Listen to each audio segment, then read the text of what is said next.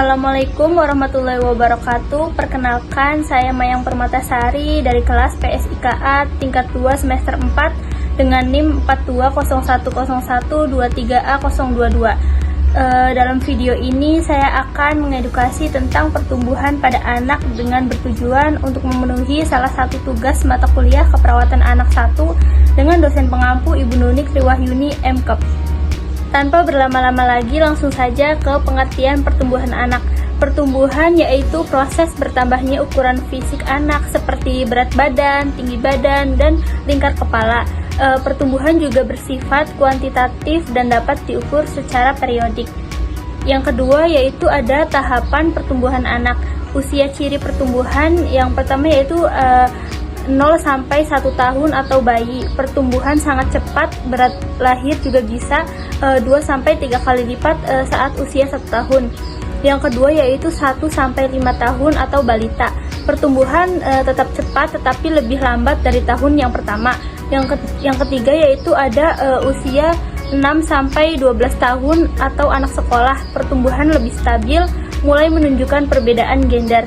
Dan yang terakhir yaitu ada 13 sampai 18 tahun atau remaja.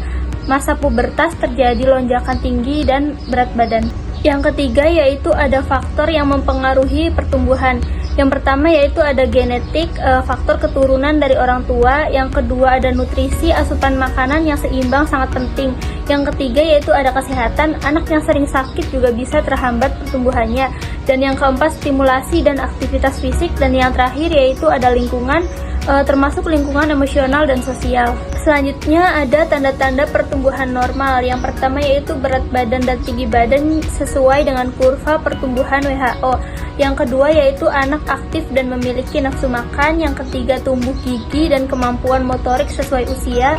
Dan yang terakhir lingkar kepala sesuai dengan perkembangan otak. Selanjutnya ada gangguan pertumbuhan. Beberapa tanda anak mengalami gangguan pertumbuhan yaitu berat badan tidak naik selama 2-3 bulan berturut-turut, tinggi badan jauh di bawah standar usia, anak terlihat sangat kurus atau sangat gemuk, dan yang terakhir anak tidak aktif atau sering sakit. Salah satu kondisi yang perlu diwaspadai yaitu stunting. Stunting itu gagal tumbuh akibat kekurangan gizi kronis.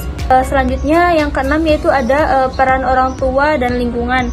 Yang pertama yaitu memberikan ASI eksklusif selama 6 bulan, memastikan anak mendapatkan makanan pendamping ASI yang bergizi, memberikan imunisasi dan pemberian kesehatan rutin, mengajak anak aktif bergerak dan bermain, dan yang terakhir yaitu memberikan kasih sayang dan stimulasi yang cukup. Selanjutnya ada pemantauan pertumbuhan.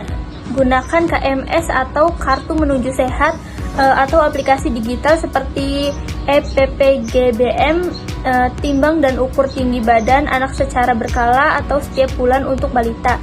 Konsultasi ke puskesmas bila ada tanda gangguan pertumbuhan. Dan yang terakhir yaitu ada tips praktis untuk mendukung pertumbuhan anak. Yang pertama yaitu sediakan makanan seimbang seperti karbohidrat, protein, vitamin, dan mineral.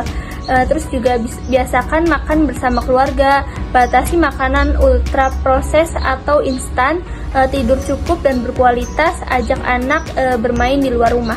Mungkin cukup sekian edukasi yang bisa saya paparkan, kurang lebihnya mohon maaf. Wassalamualaikum warahmatullahi wabarakatuh.